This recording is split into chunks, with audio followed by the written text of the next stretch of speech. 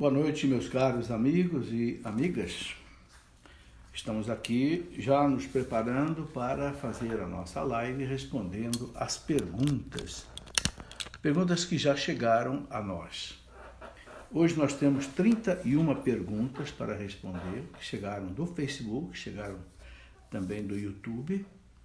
E eu quero começar, como sempre, rezando com você, pedindo a sua ajuda, a sua oração, a sua intercessão, porque tem perguntas difíceis, né?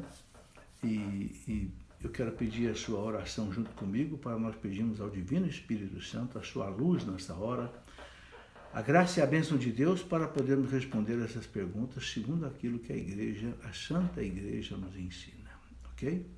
Em nome do Pai, do Filho e do Espírito Santo. Amém. Vinde, Espírito Santo, enchei os corações dos vossos fiéis, acendei neles o fogo do vosso amor. Enviai, Senhor, o teu Santo Espírito, e tudo será criado, renovareis a face. Oremos, ó Deus, bendito que instruíste os corações dos vossos fiéis com a luz do Espírito Santo. Fazei, Senhor, que apreciemos retamente todas as coisas segundo o mesmo Espírito e gozemos sempre da sua consolação. Por Cristo nosso Senhor. Amém. Ó Pai bendito, por Jesus Cristo nosso Senhor. Com a intercessão de Nossa Senhora, pedimos, Senhor, a vossa graça, a vossa bênção neste momento, a luz do Divino Espírito Santo que nos traga a verdade, Senhor, a verdade que liberta.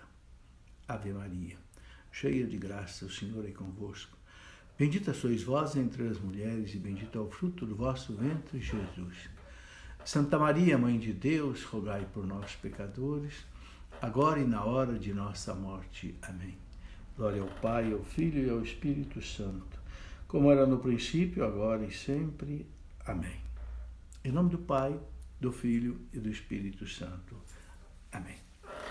Muito bem, boa noite, meus caros amigos e amigas. Estou vendo aí nossos amigos entrando já na nossa conversa. Richardson, Lourdes, Marlene, boa noite a todos vocês. Vamos então responder as perguntas, né, que já chegaram a nós aqui. Eu quero lembrar aqui duas coisas. Primeiro, quando eu responder uma pergunta em cima do catecismo da Igreja Católica, de um documento da Igreja, é algo tranquilo, é a verdade que a Igreja coloca. Mas às vezes a pergunta chega e não tem assim uma resposta muito clara, objetiva nos documentos da Igreja. Então eu dou uma opinião, ok? E aí, uma opinião, fica com ela quem quiser. Quero lembrar que hoje nós temos um grande pregador, um grande mestre na internet, que é o Padre Paulo Ricardo. Eu diria como São João Batista, não sou digno de desatar as correias da sandália do Padre Paulo Ricardo. Sou um grande admirador dele, trabalhamos juntos em alguns projetos, inclusive na Canção Nova, e o Padre Paulo Ricardo aqui teve uma vida dedicada ao estudo da filosofia, da teologia. Eu não. A minha vida, eu dediquei toda à física, à matemática.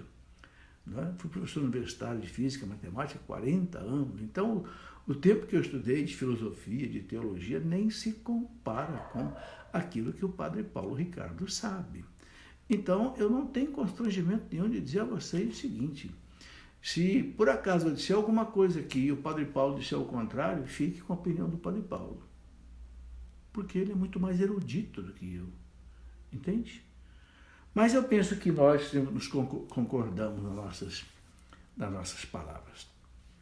Bem, a primeira pergunta aqui do YouTube é da Lourdinha Boaventura. Professor, Jesus foi batizado já adulto. Nós, por outro lado, fomos batizados praticamente recém-nascidos, totalmente sem noção. Por que não reafirmamos o batismo mais tarde ou batizamos outra vez por nossa opção? Lourdinha, a Igreja foi entendendo, né? E há documentos sobre isso que falam bem claro, né? Que a Igreja começou a batizar crianças. Né? Por exemplo, nesse livro que eu escrevi, A Sagrada Tradição, são 3 volumes, Sagrada Tradição, Sagrada Escritura e Sagrado Magistério. Quando a gente lê as coisas aqui sobre o batismo, né, no começo da Igreja, quero ler para você aqui o que está na página 109, para você entender uma coisa importante. né, 109. Está aqui uma palavra de Santo Irineu. Santo Irineu nasceu no ano 140. Ele foi discípulo de São Policarpo de Esmirna, que por sua vez foi discípulo de São João Evangelista, na cidade de Éfeso. Então ele veio ali bem pertinho dos apóstolos. Olha o que diz Santo Irineu numa das suas obras. Jesus veio salvar a todos os que através dele nasceram de novo pelo batismo de Deus. Os recém-nascidos, os meninos, os jovens e os velhos. Está aí. Então o Santo Irineu dizendo que, né, já se batizava criança. Orígenes, né?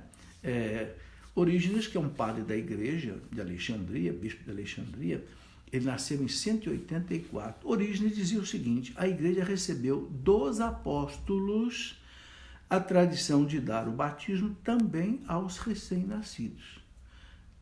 A obra dele, uma epístola, né, com relação à referência à carta aos Romanos, 5,9. Ok? São Cipriano de Cartago nasceu em 210. Olha o que dizia Santo Cipriano: do batismo e da graça não devemos afastar as crianças. Está aí.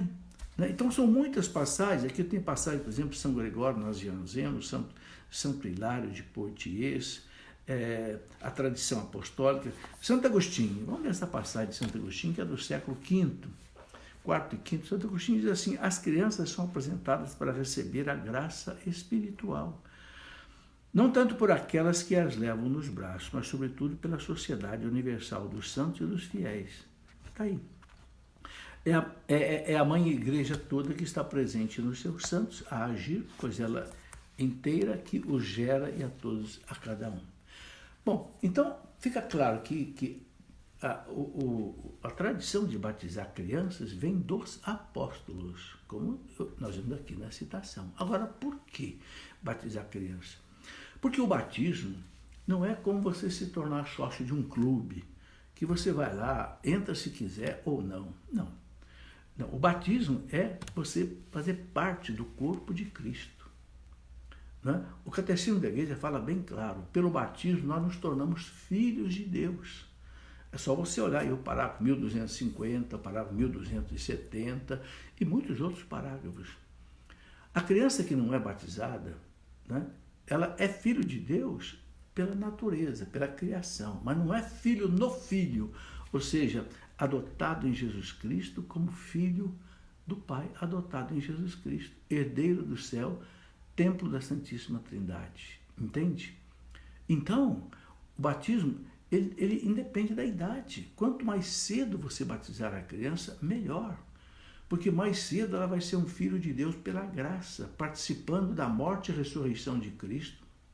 Sai do cativeiro do demônio. Sim, os santos padres, os santos doutores dizem que a pessoa que ainda não é batizada, de certa forma, ela é cativa do demônio. Isso está nos... Por que no batismo a gente faz a renúncia a Satanás? Sai, não quero mais viver essa vida aí não. Eu quero agora ser de Deus. Entende? E o pecado e o batismo apaga o pecado original, ou seja, a separação de Deus. O pecado original separou o homem de Deus. Custou a morte, o sangue de Cristo, o batismo. Então, por isso que se batiza logo a criança. Né? E a igreja recomenda muito isso, que os pais devem batizar a criança quanto mais cedo possível. Antigamente se batizava a criança na maternidade. A igreja concedia até indulgência plenária para os pais que batizassem a criança no dia do batismo, no dia do nascimento. Porque o batismo introduz a criança no corpo de Cristo, na igreja, faz da criança herdeiro do céu, templo da Santíssima Trindade. Entende? Agora, o tomar conhecimento de todas as consequências do batismo, aí você tem, por exemplo, o sacramento da crisma, que é a confirmação do batismo. E que então o jovem, agora já nos seus 15 anos, ele pode agora, sim, tomar consciência de tudo. A igreja fala que a crisma faz do jovem um soldado de Cristo, né? Fortalecido pelo Espírito Santo para enfrentar as batalhas do mundo contra o pecado, para ser fiel a Deus. É a maior graça que um pai e uma mãe podem dar para uma criança, é o batismo. Entende? Você espera seu filho fazer 20 anos para você levar ele para tomar vacina? Levá-lo para a escola? Você pergunta para a criança, você quer entrar na escola? Não, você põe na escola. Porque é bom aprender a ler, aprender a escrever, ora. E a salvação espiritual, muito mais, entendeu? É isso que a igreja ensina com relação ao batismo. Eu gostaria que as pessoas lessem, né, o que o catecismo da igreja coloca aí com relação ao batismo, né? Aí lá pelo parágrafo 1270, 1250, etc. Bom, Luísa Saraiva, professor Felipe, eu preciso saber com clareza onde encontro na Bíblia que diz sede santos. E também quando diz que o santo faz milagre até após sua morte. Pois sempre encontro pessoas que zombam sobre esse assunto. Obrigado e peço sua compreensão. Ô Luiz, a primeira coisa, onde é que está escrito sede santo? Pelo menos 2 passagens na Bíblia nós encontramos, né? Eu vou até pegar aqui a Bíblia, aí eu posso ler com mais clareza e certeza para você. Na carta no livro dos Levíticos, lá no Antigo Testamento, hein? Capítulo 11, versículo 44, está escrito assim: pois eu sou o Senhor vosso Deus. Vós os santificareis e sereis santos, porque eu sou santo. Sereis santos, porque eu sou santo. Não vos contamineis com esses animais que se arrastam sobre a terra e etc. Sereis santos, porque eu sou santo. E São Pedro repete isso lá na primeira carta dele, primeira carta de São Pedro, capítulo 1, no versículo 15, São Pedro diz assim, 1 Pedro 1,15, a exemplo da santidade daquele que vos chamou, sede também vós santos em todas as vossas ações, pois está escrito, sede santos, porque eu sou santo. São Pedro cita Levítico 11:44. Então são 2 passagens bem claras. Levítico 11:44 e a primeira carta de São Pedro, capítulo 1, versículo 15. Ok? Muito bem. A outra pergunta, você coloca por que também quando diz que o santo faz milagre até após sua morte. Veja, Luiz, uma coisa muito importante de nós católicos entendermos é que nós católicos não encontramos as verdades reveladas por Deus só na Bíblia. Nós encontramos na Bíblia e na tradição da igreja. O que é a tradição da igreja? É tudo aquilo que o Espírito Santo ensinou para a igreja nesses 2000 anos e que não foi escrito na Bíblia. Ok? Por exemplo, o credo que nós rezamos na missa, você encontra na Bíblia? Não. De onde é que vem? Vem dos apóstolos, mas não foi escrito na Bíblia. Está escrito na Bíblia que os sacramentos são 7? Não. De onde é que vem? Da tradição da igreja. A missa, como nós celebramos hoje, está escrito na Bíblia? Não, vem da tradição, a liturgia. Foi a tradição da igreja quem compilou a Bíblia. Quem é que garante para nós que esses 72 livros que tem na Bíblia são inspirados pelo Espírito Santo? Quem garante isso? A igreja, a tradição da igreja. Os vários concílios que a igreja fez durante muitos anos, foi depurando quais livros deviam estar na Bíblia ou não. Ora, só de evangelhos que existia, falsos, a igreja eliminou mais de 80. Deixou só 4. Mateus, Marcos, Lucas e João. Quem fez esse crivo do que é inspirado pelo Espírito Santo foi a Igreja Católica Apostólica Romana. Essa Bíblia que os nossos irmãos protestantes usam foi a Igreja Católica quem montou, quem compôs. A igreja retirou mais de 60 livros do Antigo Testamento, chamados apócrifos, não inspirados pelo Espírito Santo. Então, a primeira coisa que precisa entender, Luiz, é que nós católicos não nos baseamos só na Bíblia e na tradição, que é a Bíblia não escrita. Entende? Se você quiser aprofundar nisso, eu já mostrei esse livro aqui agora há pouco, mostro de novo, né? É uma coleção de 3 livros que todo católico precisava ler. Né? O que é a Sagrada Tradição? O que é o Sagrado Magistério da Igreja, que interpreta a tradição e a Bíblia, e o que é a Sagrada Escritura? Esses 3 livros. Aqui, nesse livro da Sagrada Tradição, tudo isso Não é? Eu quero aqui só completar essa colocação dizendo o seguinte: na Santa Ceia, Jesus disse para os apóstolos, está lá na Santa Ceia, capítulo 16 de São João, versículos 12 e 13. João 16, 12 e 13, isso é muito importante. Jesus dizendo para os seus discípulos o seguinte: eu ainda tenho muitas coisas para ensinar para vocês, mas vocês não estão preparados para ouvir agora.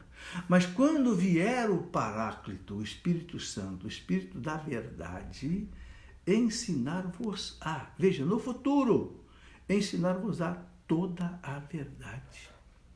Jesus garantiu para a igreja que o Espírito Santo vai ensinar para a igreja toda a verdade. Ok? É a maior promessa que eu acho que existe para a igreja de Jesus é essa, além daquela que jamais o inferno venceria a igreja. Certo? Ou seja, o nosso credo tem 2000 anos, nunca mudou nada, por quê? Porque é verdade, que é o Espírito Santo que ensinou para a igreja, e assim muitas coisas. Então, você coloca aqui, por que né, os santos fazem milagres? Eu queria colocar para você aqui o que a tradição da igreja fala sobre isso, quando fala da intercessão dos santos. Né? Quero ler aqui, falava de santos doutores da igreja dos primeiros séculos. Por exemplo, aqui nesse livro da Sagrada Tradição, aqui na página 137, eu coloco algumas citações que são da tradição da igreja e que falam disso. Por exemplo, São Jerônimo. São Jerônimo, ele nasceu no ano 340 e morreu em 420. São Jerônimo, doutor da igreja, ele traduziu a Bíblia do grego e do hebraico para o latim. São Jerônimo diz assim: se os apóstolos e mártires, enquanto estavam em sua carne mortal e ainda necessitados de cuidar de si, ainda podiam orar pelos outros, muito mais agora que já receberam a coroa de suas vitórias e triunfos. Está entendendo? Se os santos, os mártires, aqui na terra, quando eles já tinham que cuidar deles, rezavam pelos outros, agora imagina agora que eles estão no céu, na comunhão com Deus. Né? Ele fala que São Paulo diz que com suas orações salvaram a vida de 276 homens, naquele naufrágio na ilha de Malta, né? Que seguiam com ele no navio e naufragaram na ilha de Malta. Depois de sua morte, cessará sua boca e não pronunciará uma só palavra em favor daqueles que no mundo, por seu intermédio, creram no Evangelho. Ou seja, a igreja ensina que os santos intercedem por nós sem cessar. Isso está na liturgia da missa. Né? Santo Hilário de Poitiers, por exemplo, bispo doutor da igreja, que nasceu em 310, Santo Hilário de Poitiers diz assim: aos que fizeram tudo o que tiveram ao seu alcance para permanecer fiéis, não lhes faltará nem a guarda dos anjos, nem a proteção dos santos. Então, por que os santos podem fazer milagre? Quando nós dizemos que o santo faz milagre, não quer dizer que o santo é que realiza o milagre, mas o santo consegue de Deus o milagre. Né? A igreja acredita que toda a graça que desce à terra desce pelas mãos de Nossa Senhora. Por quê? Porque a grande graça que chegou à terra, que foi Jesus, veio por Maria. Então, tudo vem por Maria. Acreditam os santos doutores nisso. Então, o que o santo consegue diante de Deus é a graça.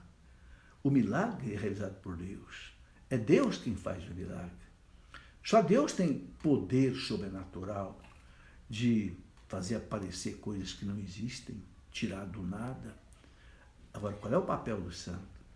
O santo, pelos seus méritos, pela sua vida aqui na terra, de acordo com a vontade de Deus, agradando a Deus, pelos seus méritos e pelas suas preces, o santo consegue de Deus a graça e o milagre que nós precisamos.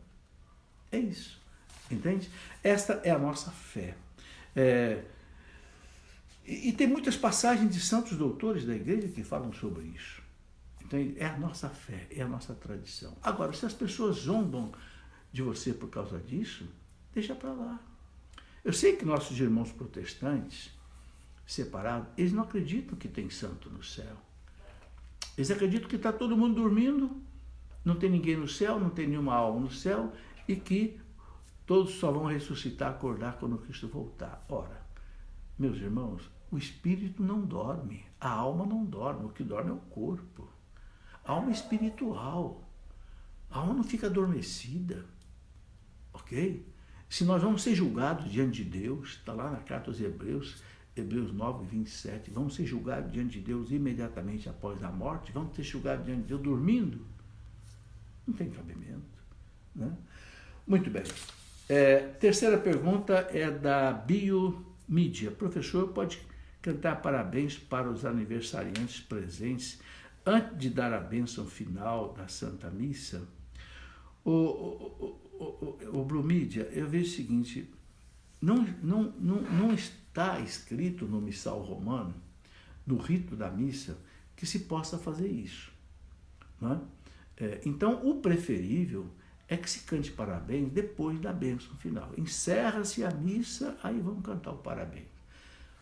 Pelo que entendo do missal romano, da rubrica da missa, eu entendo que isso aí seria o mais adequado. Uma pergunta de uma pessoa que pede para não ser identificada. Professor, gostaria de saber, minha filha namorou durante 12 anos, entre namoro e noivado. Os dois estavam na igreja todo esse tempo, mas ela casou grávida. Depois de 3 anos de casamento, ela foi embora com outra. Deixou uma filha e ficou indo e voltando até que veio outro filho, depois foi embora de vez. Machucou muito a todos nós, mas ela não quer ver se pode ser anulado o seu casamento, mesmo estando desquitada. O que o senhor pode falar sobre isso? Bom, o que eu posso falar sobre isso, se ela não quer entrar com processo de nulidade, se ela não quer anular o casamento, paciência. Só ela pode decidir isso, entende? Agora, com relação a todas essas coisas que ela fez, eu penso que aí é rezar por ela. Não romper a amizade com ela, não cortar o diálogo com ela, de jeito nenhum. E, na medida do possível, dar o testemunho de fé, dar o testemunho da nossa fé por ela. Eu sempre recomendo 3 coisas para uma pessoa, que a gente pode fazer por uma pessoa que não está vivendo de acordo com a lei de Deus e que a gente quer ver a pessoa convertida. Primeiro, é rezar pela pessoa. Segundo, trabalhar pela pessoa, no sentido de conversar, oferecer um livro, conversar, não sei. E terceiro, sofrer pela pessoa. Sofrer. Oferecer os seus sofrimentos, né? Isso toca o coração de Deus, né? Pela conversão da pessoa, sim. Essas 3 coisas podem ajudar muito. Tânia Maria. Professor Felipe, boa tarde, boa noite. O que o senhor fala sobre o que houve no Vaticano? O Papa acolheu Pachamama e em maio vai se reunir com os economistas do mundo inteiro para falar sobre a moeda única. Tem nada a ver, né? Ele deveria estar preocupado com o seu rebanho. Ele deixa muito a desejar. Ô, Tânia, eu peço licença para discordar de você. Eu já falei aqui que jamais eu vou julgar o Papa. O Papa é o vigário de Cristo, é o ungido do Senhor, né? Só quem pode... Entendo eu, em toda a fé católica, só quem pode corrigir o Papa é nosso Senhor Jesus Cristo. O Papa deixou claro para ele que a imagem da Pachamama, para ele, não era um ídolo. Ali estava uma imagem de uma outra coisa qualquer que representava a Amazônia para ele. Então ele não prestou um culto de idolatria. Sabe, adoração é uma questão de foro íntimo, né? Vou dar um exemplo. Por exemplo, o pessoal da Nova Era tem o arco-íris como um símbolo da Nova Era. Então quer dizer que agora não posso mais olhar para o arco-íris e achar bonito o arco-íris? Não, o arco-íris não é da Nova Era, é de Deus, né? Enfim, a adoração é algo fora. Eu não quero e não vou julgar o Papa. Sobre essa questão que o Papa reuniu com os economistas para criar uma moeda única, eu não li nada sobre isso até agora. Não li, não sei, vou olhar com mais calma isso. Agora, a gente não pode prejulgar o Papa. O que está atrás disso? Vai criar uma moeda única, de um governo único, de uma religião única, isso é da Nova Era? Peraí, o que esse Papa fala de coisas maravilhosas de Deus, do Espírito Santo, contra o diabo, contra tudo. Pelo amor de Deus. Bom, quem quiser julgar o Papa, condenar o Papa, chamar o Papa de herege, que chame e assuma suas consequências diante de Deus. Eu não farei nada disso. João Araújo. Professor Felipe, no caso do método Billings, se alguém usa-o com intenção de não ter filhos, isso não seria a mesma atitude dos que usam camisinha? Qual a diferença? Só pelo fato de ser natural, tira a culpa? Eu diria que é uma culpa menor, porque usando a camisinha, você está obstruindo a concepção artificialmente. Usando o método Billings, pelo menos você não está obstruindo a concepção artificialmente. Então, eu penso que aí a culpa é menor. Agora, realmente, deve usar o método Billings só quem precisa limitar os filhos. Eu quero explicar o que a igreja chama de paternidade responsável. A igreja chama de paternidade responsável o seguinte: o casal deve ter todos os filhos que puder criar bem. Eu só posso ter 2, então só 2, né? Então, se eu não posso ter mais, não tenho condição de saúde, de economia, de nada, então eu vou usar o método Billings. Eu posso ter 5 filhos. Tudo bem, então vou ter 5. Não vou usar o método Billings para limitar. Meu caso, por exemplo, eu e a minha esposa queríamos ter mais filhos, né? Eu queria, mas ela tirou o útero, tirou o ovário, porque teve um mioma muito grande. Bom, entende? Então, a igreja ensina que o filho é uma bênção, é uma graça de Deus, o filho. Está lá no Salmo 126. Então, o casal deve ter todos os filhos que puder criar, né? Agora, o método Billings é para ser usado para aqueles que precisam, né, pelo critério da caridade, não pelo critério do egoísmo, não sei, do comodismo, não querer ter mais filhos, mas pelo critério da caridade. Se a caridade diz, não podemos ter mais um filho, não temos como cuidar dele, aí o método Billings pode ser usado. Conceição Távora, professor, perguntei já uma vez, talvez tenha respondido e perdi a resposta. Aqui vai. Porque o Padre Pio e outros estigmatizados têm os estigmas na mão? Se, segundo o Santo Sudário, Jesus Cristo foi pregado pelos pulsos. Agradeço a resposta, caso saiba. Conceição Távora, eu não sei te explicar isso. Realmente, os estudiosos dizem que a crucificação foi no punho, porque se fosse na palma da mão, os cravos rasgariam e o corpo não ficaria preso na cruz. Agora, o fato do estigma ser na mão, eu não sei, talvez a mão seja mais na palma da mão, talvez, né? Aqui eu estou dizendo, eu não li isso no documento de onde é, talvez porque seja mais significativo, né? A mão é um instrumento nosso muito significativo. Talvez na mão pode ter esse sentido. Entende? E talvez também porque muita gente acredita que a crucificação foi na mão. Mas eu acho que o que importa não é se foi na mão ou se foi no pulso. O que importa é que houve o estigma, né, do Padre Pio. Muito bem. Natan Calixto, professor, tenho 2 perguntas. Sim, só que aqui não apareceu as perguntas. Bom, talvez seja o que está em seguida aqui. No domingo do batismo do Senhor, fui numa missa em que o padre substituiu o momento penitencial pela renovação das promessas do batismo depois da homilia. Ele pode fazer isso? O Natan, eu penso que não. Porque, sabe, a missa tem um rito. E nos documentos, por exemplo, no documento Redemptione Sacramento do Papa João Paulo II, ele fala que não pode ser mudado, não pode ser alterado. Entende? Então eu penso que o ato penitencial deve ser o ato penitencial no momento dele. Entende? É o entendimento que eu tenho. Não sei se há alguma exceção para esse caso. Tá? Segunda pergunta dele, é verdade que Jesus não tinha consciência de que era Deus quando criança? Olha, o Natan, Jesus com 12 anos de idade já tinha consciência de que ele era filho de Deus. Então Deus, quando ele chama Deus de Pai, os judeus não chamavam Deus de Pai, era Javé, e nem pronunciavam o nome de Javé, era Adonai. Jesus disse para José e Maria, né? quando perguntaram ao meu filho, por que você fez isso? Seu pai e eu estávamos aflitos. Nossa Senhora disse para ele, disse, vocês não sabem que eu devo estar na casa do meu pai. Isso é muito forte. Né? Se Deus é o meu pai, eu sou filho de Deus. Filho de Deus é Deus. Então,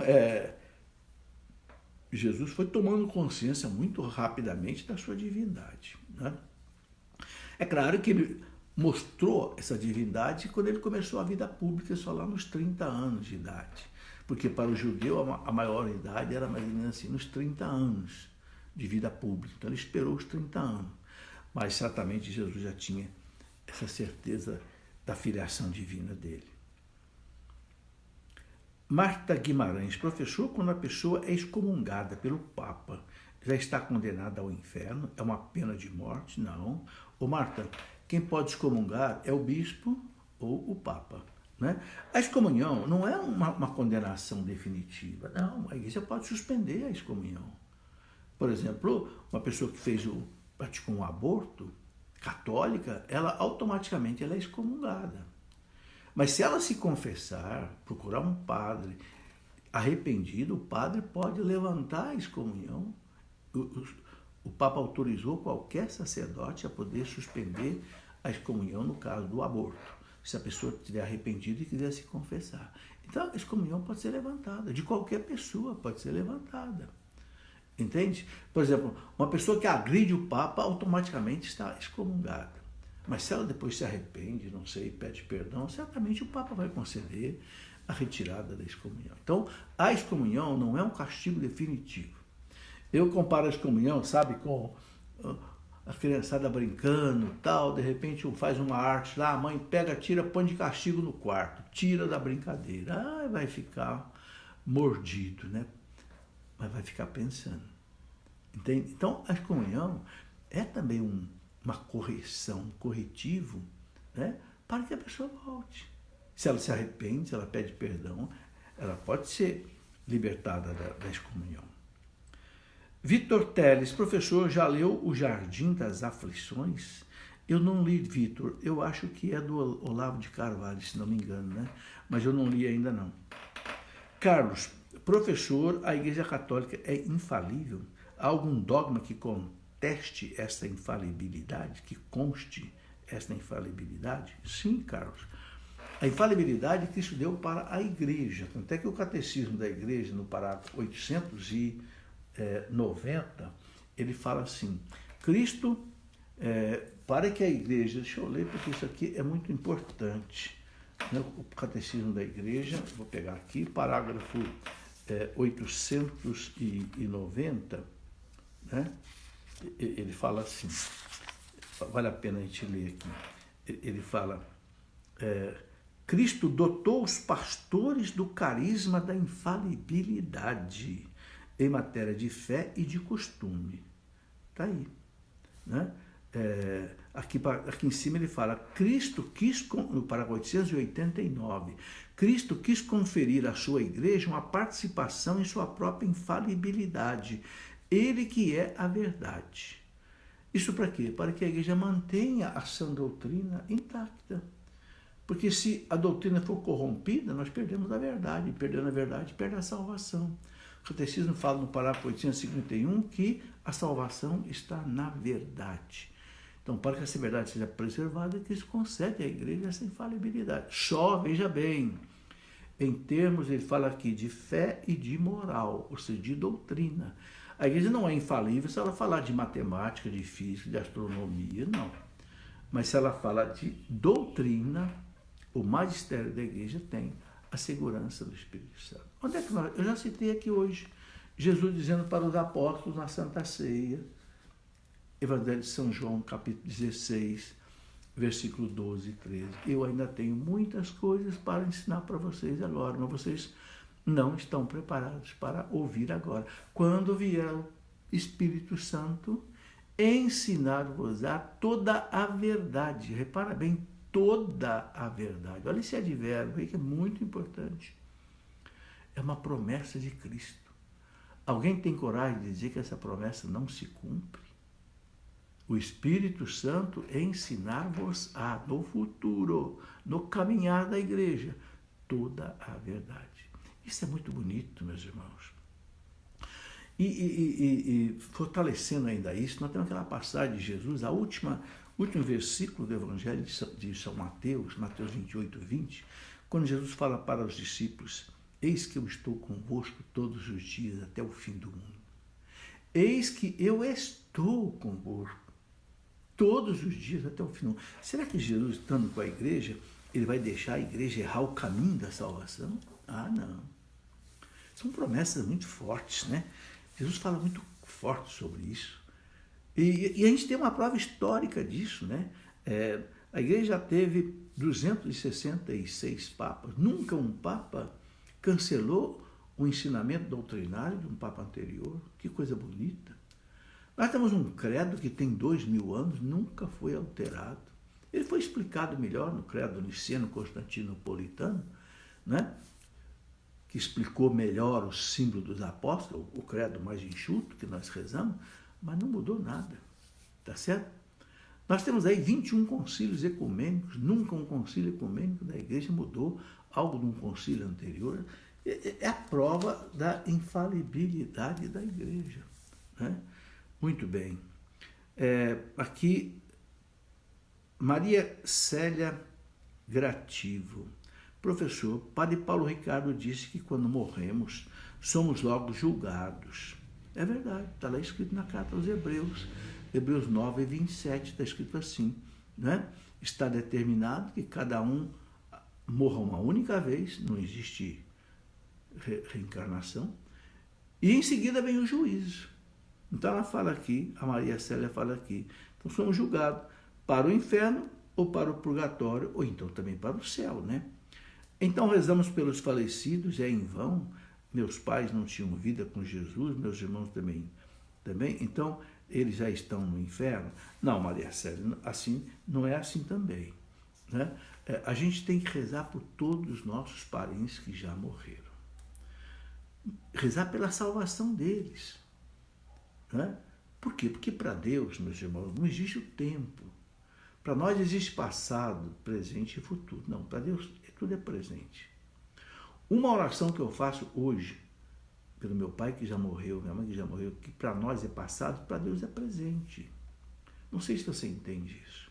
O tempo é uma limitação nossa, não é limitação de Deus. Em outras palavras, na prática, o que você pode para Deus hoje pode mudar o passado, porque o passado para Deus é presente.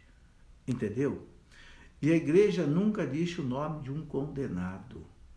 A igreja fala que existe um inferno, tem almas no inferno, a igreja não duvida disso, mas a igreja não fala o nome de nenhum condenado. É muito interessante que a igreja já falou o nome de mais de 20 mil santos canonizados, mas nunca disse o nome de um condenado. Não quer dizer que não exista. Por que a igreja não fala? Porque a igreja ela não tem condição de dizer quando é que uma pessoa está condenada. Só Deus pode dizer isso.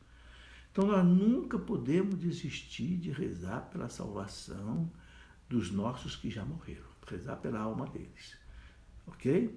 Para que Deus os perdoe, para que Deus os leve para o céu. E se estiver no purgatório, que Deus conceda o sufrágio da alma o mais rápido possível. Bom, última pergunta aqui do YouTube. A Angélica Santana. Pode-se usar flores artificiais no altar, no ambão? Angélica, eu nunca vi um documento da igreja dizendo que não possa usar flores artificiais. Eu vejo muitas igrejas flores artificiais. Eu penso que não há problema, né? Porque nem sempre, por exemplo, eu vejo aqui, por exemplo, na nossa festa da padroeira, da festa Nacional da Piedade, aqui em Lorena, tem a novena, não é? Então, 9 dias de missa ali, quer dizer, não dá para os festeiros ficarem trocando as flores naturais todo dia. Então as flores são artificiais. E flores muito bonitas, muito bem confeccionadas. Eu penso então que não há problema. É claro que sempre que possível, colocar flor natural. Por que a gente põe flor para Deus? Porque a flor é uma obra de Deus, é um fruto de Deus, não é?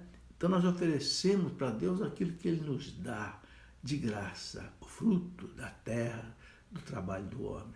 em louvor a Deus, né? Então, claro que a flor natural, eu acho que ela é mais significativa. Mas eu penso que em algumas circunstâncias pode-se usar a flor artificial. Sabe, gente, isso depende muito do nosso coração. O que nós queremos oferecer para Deus? Bom, perguntas do Facebook. Silvia Ávila. Paz, professor. Paz, Silvia. Quero saber se uma pessoa que tenha Alzheimer ou esclerose e que não esteja no uso pleno da razão pode comungar? Não seria mais interessante receber a unção dos enfermos e suspender a comunhão em casa? Qual parágrafo do catecismo aborda o assunto? Silva, eu confesso a você que eu não achei isso no catecismo.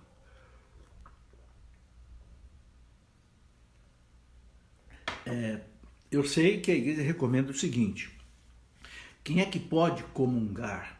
Uma pessoa assim especial ou uma pessoa doente? Se a pessoa tiver consciência de que ela está recebendo o corpo de Cristo.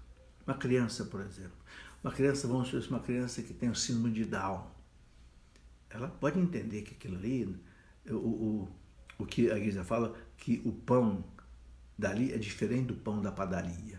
É o pão, o corpo de Cristo. Então ela pode receber. No caso aí de uma pessoa que não está mais consciente, é preciso ver também a fé dessa pessoa. Essa pessoa amava a Eucaristia, gostava de receber a Eucaristia. Eu penso que nesse caso ela poderia receber a Eucaristia. Se não o pão, quem sabe até o vinho eucarístico. Por quê? Porque ela guardou a fé na sua vida. Entende? Então eu acho que isso tem que ser analisado caso a caso. E sempre é bom consultar aí, em cada caso, no caso desse, o pároco, por exemplo, né? Muito bem. Agora, a unção dos enfermos não é só porque a pessoa tem Alzheimer. A unção dos enfermos só pode ser aplicada, administrada, se a pessoa estiver correndo risco de morte. O catecismo da igreja fala qual é o momento em que a igreja autoriza a unção dos enfermos. É quando a pessoa está correndo risco de morte. Tem muita gente com Alzheimer que não está correndo risco de morte. Entende? Está vivendo aí, claro, com a cabeça esquecendo muita coisa, mas não está correndo risco. Então não é a hora de aplicar a unção dos enfermos. Certo? Eu vou pedir licença só para fechar uma porta aqui, para evitar barulho aqui para nós. Só um instantinho e já volto.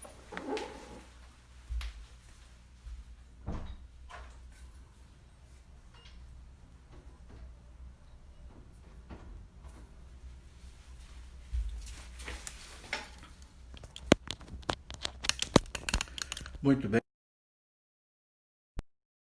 As perguntas. A pergunta do Y Félix, professor Felipe Aquino. Quais as orientações e ensinamento do catecismo da igreja sobre a pureza e a castidade? O modelo de santidade, a exemplo da Marte benigna do Ceará, a próxima beata brasileira, o Y, a igreja fala o seguinte: o que é a pureza, o que é a castidade? É exatamente isso, viver o sexo de acordo com o plano de Deus. E qual é a vivência do sexo de acordo com o plano de Deus? A pessoa só viver o sexo no casamento, com a pessoa em que ela está unida pelo sacramento do matrimônio. Ponto. Essa pessoa vive o sexo de forma casta. Quem não é casado não viveu o sexo de jeito nenhum. Nenhum tipo de uso do sexo, nem masturbação, nem pedofilia, nem nada, nem, não sei, pornografia, nem maus pensamentos, nem, não sei, filmes eróticos, nem nada disso. Pureza, não ter nada de perversão na cabeça. Pode vir tentação, ser tentado não é pecado, o pecado não é sentir, o pecado é consentir. Se a pessoa consente no mau pensamento, no olhar um filme, aí está pecando. Mas se ela não consente, se ela rejeita, por amor a Deus, rejeita, pronto. Entende? Então, a castidade é essa que a igreja... A gente tem exemplos de moças que morreram para preservar a castidade, né? Que bonito, né?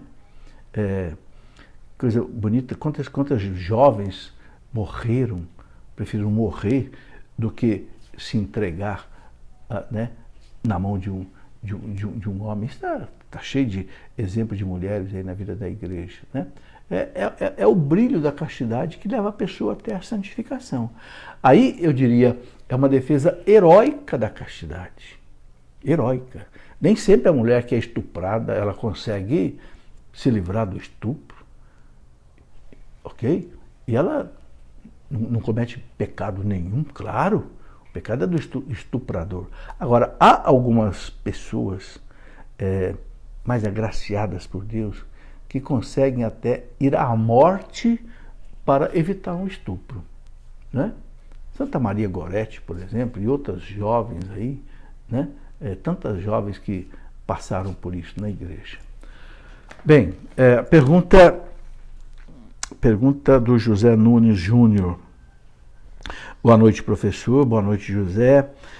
Aqui na minha cidade tem um sacerdote oriundo do Amazonas e na missa, num determinado momento, ele se vestiu com um cocar de índio e as pessoas que o acompanhavam estavam com vestes indígenas. Isso é permitido? O que a igreja ensina a respeito disso?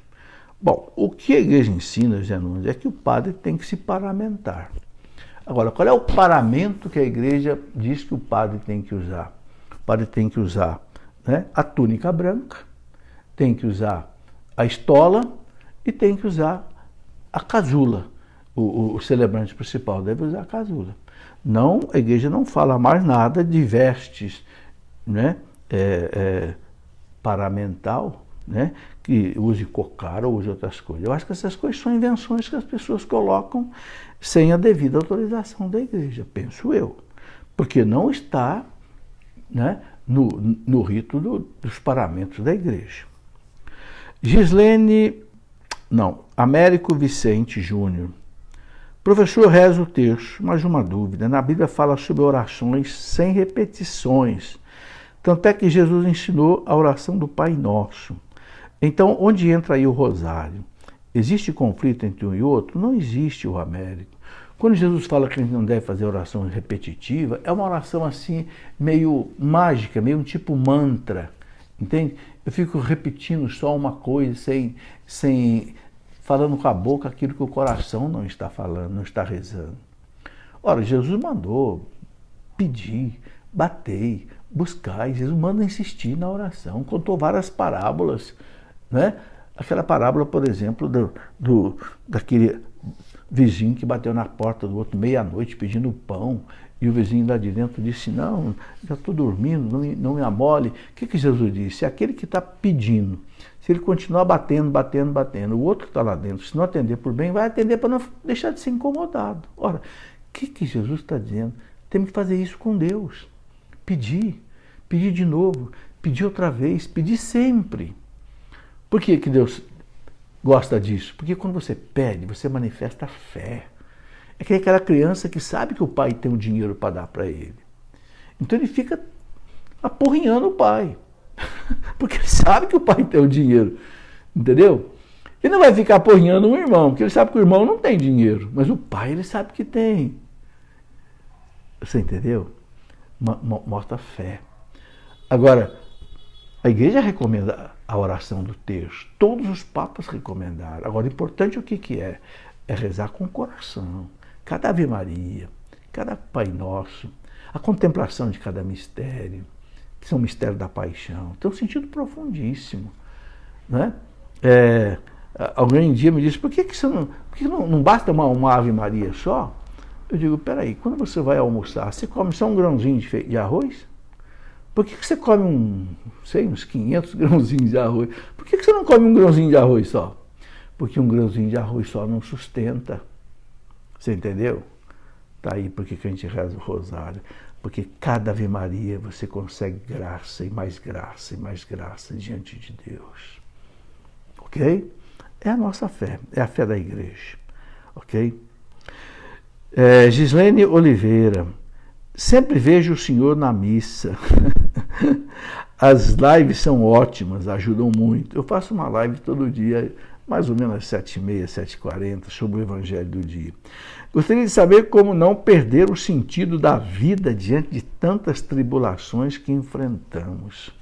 Hoje, Gislene, você faz a pergunta talvez mais difícil dessa noite. E como lidar com o medo e evitar que ele nos deixe paralisados? Gislene, a sua pergunta é muito boa. Bom, eu vou deixar aqui algumas sugestões, Gislene, porque eu sei que essa pergunta serve para todo mundo. O medo é uma tentação, sabe? O demônio, ele judia da gente. E ele sabe judiar da gente através do medo. Principalmente à noite, nas madrugadas. Por quê? Porque aí você para de trabalhar, sua cabeça parou, né? Aí fica aquilo ali remoendo. Então, a gente vence, o Gislene, a gente vence o medo com a fé e com a oração. Sim, fé e oração. Quando você estiver com medo, reze. Reze o terço. Eu gosto muito de rezar o ofício da Imaculada. Né? Eu gosto muito de rezar o terço da misericórdia. Senhor, eu vou oferecer esse terço da misericórdia pelas pessoas que estiverem morrendo agora, Senhor, para que o Senhor tire de mim esse medo. Eu vou rezar esse ofício da Imaculada aqui agora, Senhor, sabe? E quando você estiver deitado, não conseguir dormir, vira de um lado, sai da cama, levanta da cama, senta ou fica de pé caminhando ou ajoelha e reza. Reza o terço, reza o ofício da Imaculada, ou reza outras coisas. Reza o que você souber rezar. Eu fiz um livro de orações de todos os tempos da igreja. Pega a Bíblia, abre lá a Bíblia, reza um salmo. Salmo 22, Salmo 32, Salmo 33, Salmo 90, esses salmos de fé em Deus, né? Sabe? Então, a primeira coisa é isso. Segunda, é preciso a gente acreditar nas coisas que a Bíblia diz, né? Tudo concorre para o bem daqueles que amam a Deus. A gente fica com medo, porque é como aquela vez que Jesus foi andando sobre as águas para encontrar com os apóstolos, né? Na madrugada, escuro, e vira um fantasma, o mar agitado, o vento assoviando, né? Começaram a gritar de medo. Aí São Pedro disse, é o Senhor mesmo? Que Jesus disse, não tema, sou eu. Mas no escuro, né? Daquela tormenta toda, São Pedro disse, é o Senhor mesmo, então faça que eu vá até aí. E Jesus disse, venha. E Pedro saiu da barca, começou a andar. Mas aí o evangelista fala que Pedro olhou para o barulho do vento, para o barulho do mar, e ficou com medo e começou a afundar. Por que Pedro afundou? Porque ao invés de olhar para Jesus, que tinha chamado ele, e acreditar no poder de Jesus, ele foi olhar para o vento. É o que a gente faz. Aí a gente fica com medo, aí a gente afunda. Foi preciso Jesus correr, segurar Pedro pela mão, para Pedro não morrer afogado. Né? Então, olhe para Jesus. E lembre daquilo que Jesus disse, tudo concorre para o bem daqueles que amam a Deus. Então, quando você estiver com a tribulação, tentação, sabe? Diga para Jesus, Jesus, eu sei que isso concorre para o meu bem. Os santos dizem que toda aprovação que a gente passa é para a nossa santificação, é para a nossa salvação. Então, São Paulo fala, então, em todas as circunstâncias, dai graças. Dai graças. Se é para a minha santificação, mesmo chorando, mesmo sofrendo, Senhor, se é para a minha santificação, então louvado seja.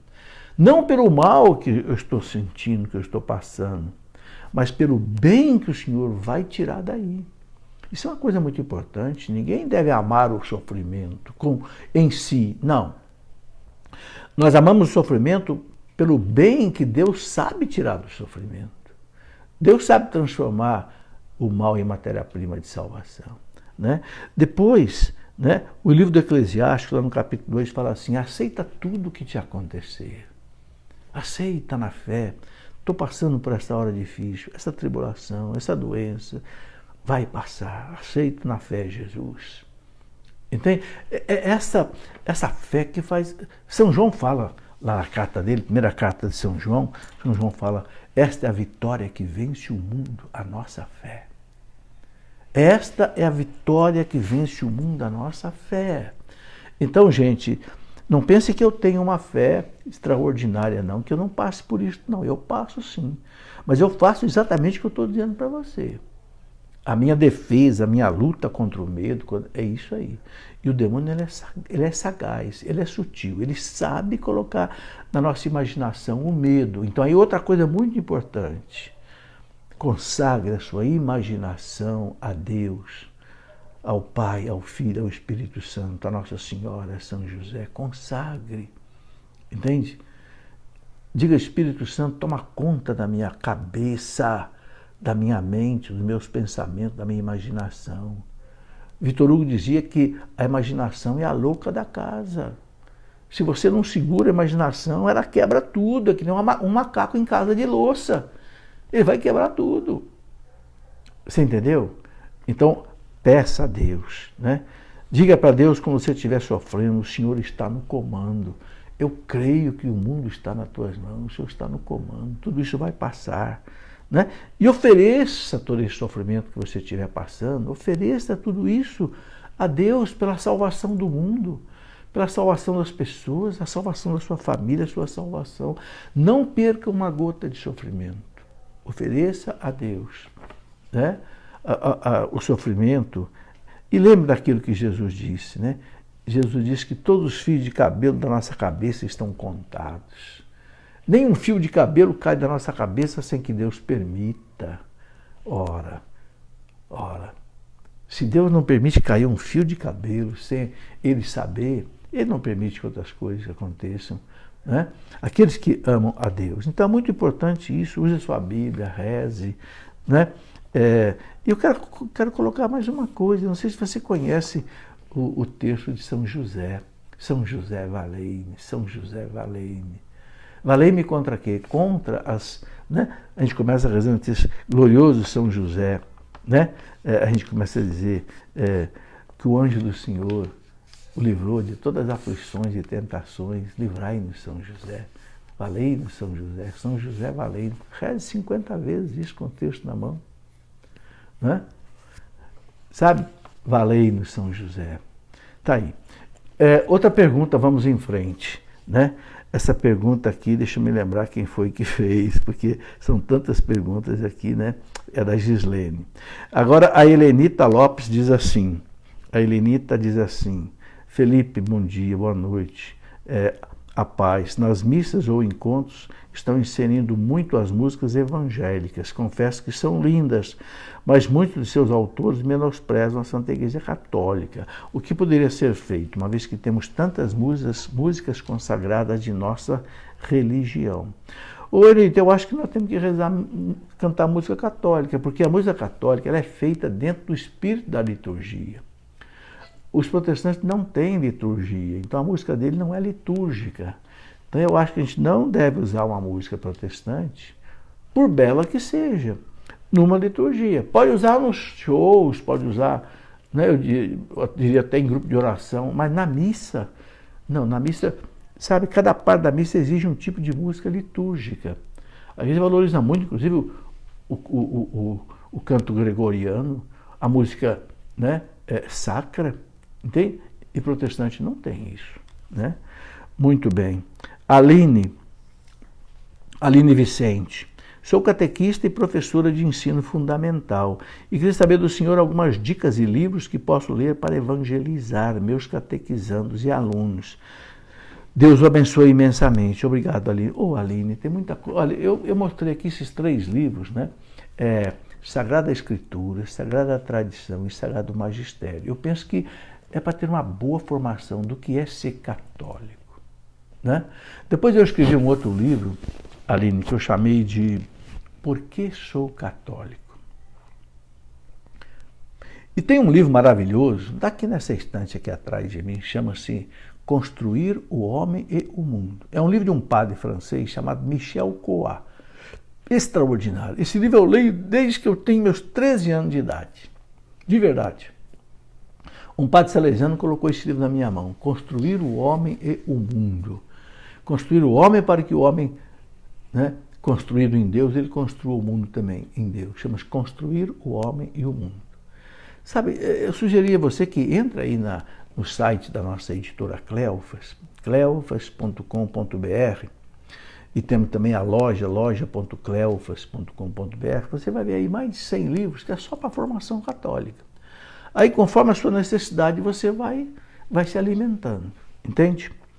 Muito bem. Lucas Evans. Olá, professor Felipe, tudo bem? Graças a Deus, Lucas. Em Gênesis 32, 24, 32, Jacó ficou só, e alguém lutava com ele até o romper da aurora. No versículo 30 consta, Jacó chamou aquele lugar Fanuel, porque disse ele, eu vi a Deus face a face e conservei a vida. A luta de Jacó foi com Deus, mas física ou espiritual. Jacó de fato viu Deus face a face. O que significa essa passagem bíblica? Lucas, essa passagem bíblica ela é importantíssima. Deus ali escolheu Jacó para ser o pai do seu povo. Dali vão nascer as 12 tribos de Israel. Deus, inclusive, nesse episódio, vai mudar o nome de Jacó para Israel. Israel quer dizer aquele que lutou com Deus. Como é que os santos padres da igreja, eles definem esse lutar com Deus? Eles definem esse lutar com Deus. Jacó queria a bênção de Deus para a missão que ele tinha, né, de gerar ali o povo de Deus. Então ele luta com Deus a noite inteira e ele quer que Deus diga para ele o nome, e Deus não diz. Os entendidos dizem que ele queria como que dominar Deus, ele ter Deus. Então Deus não fala o nome para ele, né? Isso para nós significa o quê? Deus, nós sempre temos que procurar Deus. Nós nunca vamos absorver Deus totalmente. E os padres da igreja, como Santo Agostinho, São Jerônimo, colocam essa luta de Jacó com Deus, ali no enviado, que é um anjo, né? Porque na Bíblia muitas vezes o anjo representa o próprio Deus. Não quer dizer, né, que porque ele chamou aquele lugar de Fanuel, Fanuel quer dizer face de Deus, não quer dizer que ele viu Deus como Deus é. Ninguém pode ver Deus como Deus é, a gente morreria. Porque o próprio livro lá do Êxodo diz que ninguém pode ver Deus e continuar vivo, porque ver Deus como Deus é seria uma experiência mortal para nós. Nossa estrutura não aguentaria. Nós só vamos poder ver Deus depois de ressuscitado, depois da morte, né? Para ver Deus é preciso morrer, dizem os santos. Então, mas ele teve essa experiência profundíssima com Deus. E ele conquistou a bênção de Deus para a sua missão. E os padres da igreja, como eu disse, eles veem nesse episódio o combate da oração, né? Jacó que combate com Deus para fazer a vontade de Deus. É outro episódio, é outra reflexão que os padres da igreja colocam nisso. É um texto muito profundo e que tem, inclusive, várias interpretações, né? Muito bem. Aqui, infelizmente, olha, nós já temos aí 1 hora de conversa. Infelizmente, eu não posso parar muito, né? Quero ver se eu chego até o final rapidamente. Luciana Neves. Eu gostaria de saber se é certo ficar sem receber comunhão na Santa Missa se fizer tempo que a pessoa se confessou, mesmo sempre participando da Santa Missa. Obrigado, Luciano de Pesqueira. Luciano, eu acho o seguinte, você não tendo consciência de pecado mortal, você deve comungar. Agora, não fique muito tempo sem confessar. Agora, para fazer uma boa confissão, é preciso fazer uma preparação. Eu escrevi um livrinho fininho, Como se confessar, por que confessar? Onde ali eu coloco ali um exame de consciência. Às vezes a gente não vê os nossos pecados, às vezes porque às vezes a gente não fez muito bem o exame de consciência. Então é bom fazer o exame de consciência, porque a confissão também não é só para perdoar os pecados, é também para trazer força para que a gente não peque. Lúcio Júnior. Professor, poderia me indicar uma boa biografia de São João Paulo II? Fiz uma pesquisa e encontrei 2 traduzidas, uma da editora Paulus, André Riccardi, e outra da editora Record, Bernard Leconte. Olha, eu posso te indicar, o Lúcio, mais 2. Eu gostei muito do livro do Renzo Allegri. Renzo Allegri é um italiano que... muito bom. Ele escreveu Os Mistérios do Papa Wojtyla. Foi publicado no Brasil pela editora Miriam, de Porto Alegre, no ano 2004. Vou repetir, Renzo Allegri é o autor. Os Mistérios do Papa Wojtyla. É da editora Miriam, de Porto Alegre. E também eu gosto da biografia do Frei Patrício Ciaddini. Frei Patrício Ciaddini, que é carmelita, ele escreveu uma biografia do Papa João Paulo II, é da editora Loyola, do ano 2005. E eu gosto também do livro do próprio Papa João Paulo II, que ele escreve A Memória e Identidade, da editora Objetiva, 2005, do Rio de Janeiro, onde o Papa conta muita coisa da vida dele, ele mesmo conta, né, nesse livro que se chama Memória e Identidade, da editora Objetiva. Muito bem. Cauã Pietro Adriano. Professor, eu rezo o Santo Terço simples, sem contemplar, é válido? O Cauã é válido, mas vale mais ainda você contemplar os mistérios. Você faz a parte mais difícil, que é rezar as 50 Ave Marias e os 10 Pai Nosso. Agora, para um pouquinho, antes de cada dezena, medita. Se você não sabe, entra aí, qualquer pessoa pode te ensinar como é que você contempla os mistérios. Aí seu texto vai ficar completo, entende? Aqui tem uma pergunta longa aqui do Edgar Leandro da Silva, eu vou deixar lá para o final. Depois tem uma do Ricardo Gonçalves também, que é longa. Bom, aqui tem a pergunta do Fernando José. Professor, gostaria de saber se estarei pecando ao me casar com uma pessoa que usa anticoncepcionais e pretende ter no máximo 2 filhos. E no caso de nos casarmos e ela continuar o uso e tivermos relação sexual, nós dois estamos pecando ou somente ela? Ô Fernando, essa é uma das perguntas muito difíceis. Esse problema de controle da natalidade eu considero um dos problemas mais difíceis da pastoral familiar. Eu vou dizer para você o que a igreja recomenda. Eu não vou dizer se é pecado, se não é pecado. Eu vou dizer o que a igreja recomenda. A igreja recomenda não usar método artificial para o controle da natalidade. Bom, toda vez que a gente estiver usando um método artificial, seja camisinha, DIU ou outra coisa, a gente está, de certa forma, violando a lei da igreja. Então, o que eu posso dizer é isso, entende? Agora, os detalhes disso, os desdobramentos disso é muito complicado. Aí eu sugiro que você procure um orientador, um diretor espiritual, no seu caso, e veja, né? Se você faz de tudo para não usar e o outro lado quer usar, eu penso que a responsabilidade é do outro lado. Que o casamento é um consórcio, os dois entram aí com a decisão, né? Bom, mas eu sugiro que você, quem sabe até com algum bispo, você pudesse conversar essas coisas, porque isso aqui realmente é muito difícil, né? Silvano Rodrigues, professor, tem algumas dúvidas. O senhor sabe explicar aquela parábola de Mateus, capítulo 22, das festas das bodas, que fala do rei? Se uma pessoa morrer sem se confessar com um sacerdote, ela pode ser condenada? E a predestinação de João Calvino, ela existe ou não? Vamos por parte. A predestinação de João Calvino, a igreja não aceita de jeito nenhum. Não existe predestinação. Primeira carta de São Paulo ao Timóteo, capítulo 2, versículo 4. Deus quer que todos se salvem e cheguem ao conhecimento da verdade. Deus quer que todos. Deus não predestina ninguém para o inferno, pelo amor de Deus. Deus é Deus, Deus não é carrasco, Deus é pai. Qual é o pai que predestina um filho para o inferno? Jamais. Então não tem cabimento essa predestinação de João Calvino. Segundo, se a pessoa morrer sem se confessar com o sacerdote, ela pode ser condenada? Se a pessoa está em pecado, ela não tem como confessar. Mas se ela se arrepender diante de Deus, ela está perdoada. Se for pecado grave, ela não pode comungar, mas ela está perdoada. Então, não pode dizer que automaticamente seja condenada. Não, tá certo? E é muito importante isso. Se houver um pecado grave, mortal, imediatamente se arrependa. Se possível, imediatamente procure um padre, para não ficar. Agora, o arrependimento sincero já traz o perdão de Deus, né? Não quer dizer que a pessoa possa comungar.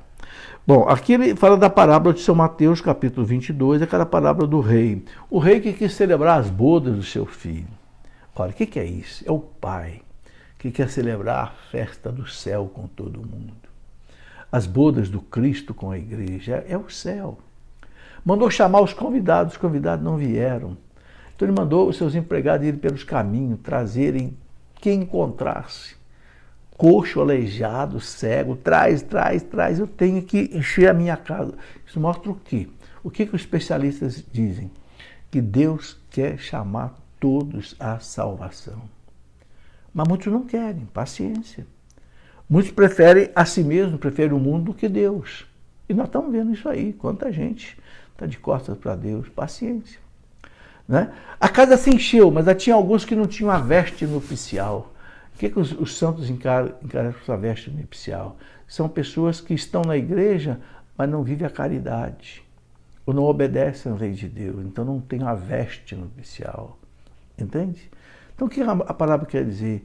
Deus nos chama, temos que ir para Deus, de coração aberto, de coração sincero, vivendo de acordo com a lei de Deus.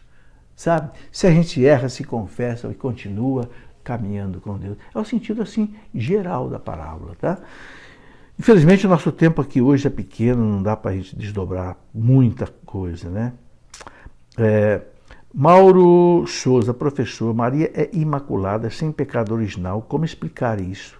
Mauro, o Papa que proclamou o dogma da Imaculada Conceição de Nossa Senhora, o Papa Pio IX, em 1854, ele disse: Maria, pelos méritos da morte do seu filho na cruz, que ainda ia acontecer, foi preservada de toda a mancha do pecado original.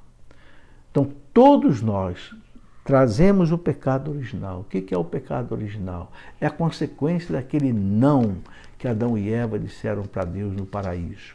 E a humanidade se separou de Deus. Então, qual é o efeito do pecado original em nós? Nós estamos separados de Deus. O batismo nos traz de volta para Deus. Cristo pagou com seu sangue, sua vida, sua cruz, o preço do pecado da humanidade. Agora nós podemos voltar para Deus. Já expliquei aqui isso hoje. Voltamos a ser filhos de Deus, herdeiros do céu, templo do Espírito Santo, da Santíssima Trindade, membro da igreja. Entende? Agora, pelos méritos da morte do Cristo na cruz. Você vai pensar, bom, mas Cristo nem tinha nascido ainda, como é que o mérito já atingiu a mãe na concepção da mãe? Aquilo que eu já falei, para Deus não existe o tempo. O tempo é uma limitação nossa, para Deus não tem passado e futuro, para Deus tudo é presente.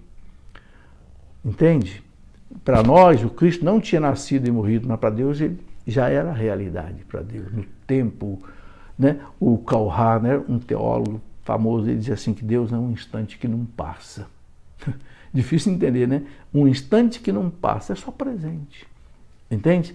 Eu vou recomendar um livro para você ler. E quem quiser conhecer os dogmas sobre Nossa Senhora, leia este livro que eu escrevi exatamente para isso, A Mulher do Apocalipse. A Mulher do Apocalipse é um livro que eu conto aqui os dogmas de Nossa Senhora. E por quê? Como é que a igreja fundamenta isso? O dogma da Imaculada Conceição, maternidade divina, virgindade perpétua e assunção ao céu. Gente, nós temos que estudar. Nós temos que estudar a nossa fé, conhecer a nossa fé. Eu tenho mais de 100 livros publicados só para explicar as coisas da nossa fé. Entende? Me dedico a isso. Porque, como diz o profeta Oséias, no capítulo 4, versículo 6, Oséias falando para os sacerdotes do tempo dele, lá 700 anos antes de Cristo, o meu povo se perde por falta de formação. Meu povo se perde por falta de doutrina. Jesus disse, eu olho para esse rebanho, parece um rebanho sem pastor, sem guia, sem doutrinas, né? Cada um vivendo do jeito que quer. Temos que estudar, gente, temos que estudar. Aqui a pergunta é do Everaldo. O dia que vamos morrer está predestinado por Deus? É uma consequência de cada um. É uma consequência de cada um. Mas só que Deus sabe. E Deus sabe por quê? Porque eu escolho. Deus sabe o que eu escolho. Então Deus sabe quando é que eu vou morrer. Mas não é Deus que impõe um dia de morte para mim. Não existe destino. Não. Deus não dá liberdade. Agora, dentro do uso da liberdade, Deus sabe o que eu vou fazer. Mas não é Deus que predetermina a minha morte, independente da minha vontade, da minha liberdade. Não. Se fosse assim, não adiantava tomar remédio, não adiantava ir ao médico, não adiantava se cuidar. Né? Não adiantava. Não, quanto mais a gente cuida da vida, quanto mais a gente vive bem, mais a gente prolonga a vida. Agora, Deus sabe de tudo, porque Deus é onisciente, né? Bom, aqui vou voltar à pergunta do Edgar Leandro da Silva. Ele coloca o seguinte: o senhor já me respondeu algo a respeito por e-mail, porém, ao mandar a sua resposta para uma amiga católica que é enfermeira a respeito dos anticoncepcionais, ela pede para que eu lhe questione sobre algumas coisas. Primeiro, o que posso fazer pelas pessoas que eu sou obrigada a recomendar os métodos contraceptivos? Bom, primeiro, existe um negócio chamado objeção de consciência. Ninguém pode nos obrigar a fazer alguma coisa contra a consciência. Isso está até na Constituição do Brasil. Então, a primeira coisa que a gente deve tentar é pedir ao superior para nos livrar desse trabalho. Ok? Bom, além de recomendar os injetáveis, eu também aplico na hora. Também pedir ao seu chefe que você faça outra atividade. Tá certo? Toda vez que eu recomendar, eu tenho que me afastar da comunhão. Tá vendo que situação difícil? Não? Eu penso que o melhor de tudo é você tentar não fazer a coisa, pedindo ao seu superior que te desloque dessa atividade, porque é contra a sua consciência. Diga a ele, é uma questão de objeção de consciência. A minha fé não permite. Entende? Depois, se tem algo específico para os profissionais católicos fazerem, por exemplo, durante os estágios ou no trabalho, eu tenho que recomendar os métodos no final do pré-natal, no planejamento familiar. Olha, eu acho o seguinte, aquilo que você é obrigado a fazer, que não tem jeito de fazer, você pelo menos deve orientar o paciente, a paciente, diga, olha, eu sou católico, por mim eu não recomendo isso, e nem uso isso, por isso, por isso, por isso. Agora, se você quer usar, o problema é seu. Entende? Pelo menos você se isenta de culpa. Você não faz aquilo voluntariamente.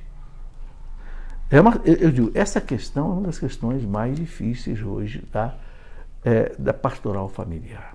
Né? Onde entra essa parte de concepcionais, essas coisas aqui. Né? E aí, recomendo, como eu já recomendei para uma pessoa anteriormente, procure aí um diretor espiritual. Se eu tivesse uma angústia dessa, eu tentaria procurar até o meu bispo. Porque aí uma palavra que ele me disser o que eu posso, o que eu não posso fazer, eu ficaria tranquilo. Ok? Bom, por fim, eu tenho uma pergunta longa aqui, do Ricardo Gonçalves. Ele faz 3 perguntas. Né? Eu já falei do meu posicionamento aqui com relação ao Papa. Eu vou rapidamente, Ricardo, discordar de você, mas respeito a tua opinião. Fique com a tua opinião, que eu fico com a minha, numa boa amizade. Bom, a primeira pergunta dele é a seguinte: em discurso de Feliz Natal a funcionário do Vaticano, em 2018, o bispo Bergoglio, pronto, eu já não gosto disso, o nome dele não é mais Bergoglio, o nome dele é Francisco. Quando Cristo muda o nome do Papa, ele muda mesmo. Pedro chamava-se Simão, ele disse, será chamado Kefas, Pedro.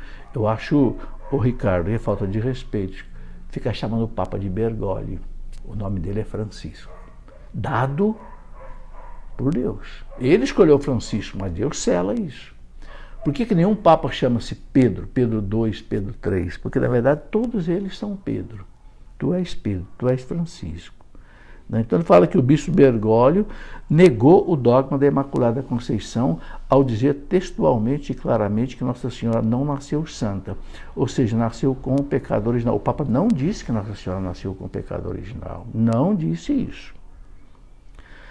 Disse, olha aqui, agora ele põe a citação, entre aspas, e vós me direis, : claro, são Nossa Senhora e São José, sim, mas não pensemos que foi fácil para eles. Não nascemos santos, tornamos-nos santos e isso é válido também para eles.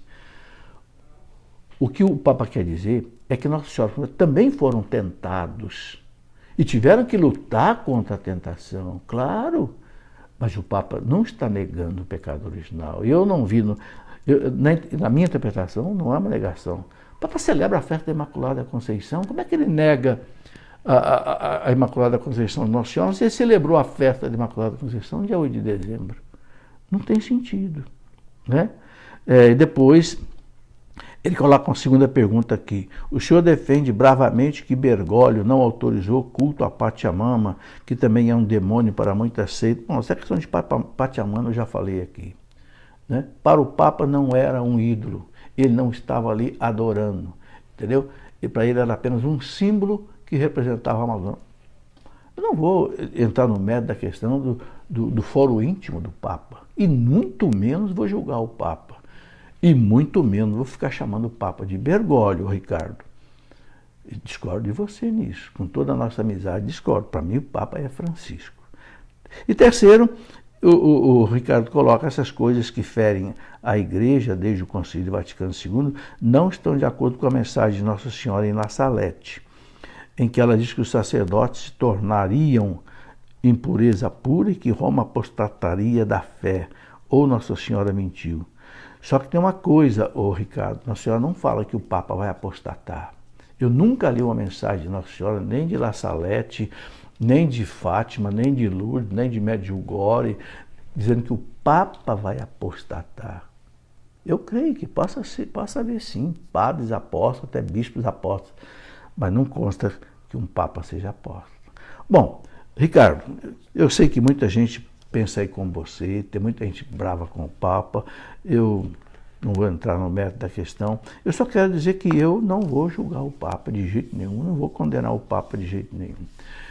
Eu não conheço nenhum bispo na Igreja Católica do Brasil que se levantou contra o Papa, não, né? Não conheço nenhum bispo que chame o Papa de herege, que chame o Papa disso. Né? Olha, são mais de 400 bispos no Brasil. Agora, somos nós leigos que vamos nos levantar contra o Papa? Não, sinceramente. Bom, meus amigos, olha, 1h20 de conversa, desculpe esse tempo todo.